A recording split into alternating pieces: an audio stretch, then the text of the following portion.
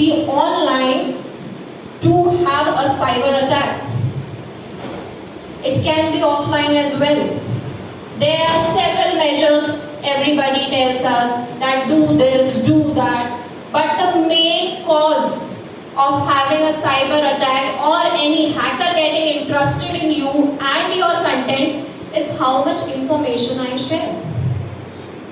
The more information I share, it's like I'm giving a platter to people to.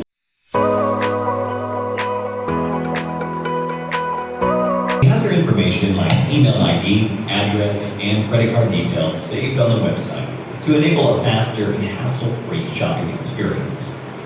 The required information is stored in a server. One day, Anne received an email which stated her eligibility for a special discount voucher from shoppingcart.com. In order to receive the coupon code, she was asked to fill in her shoppingcart.com account credentials. This didn't seem fishy to her at the time, as she thought it was just an account verification step.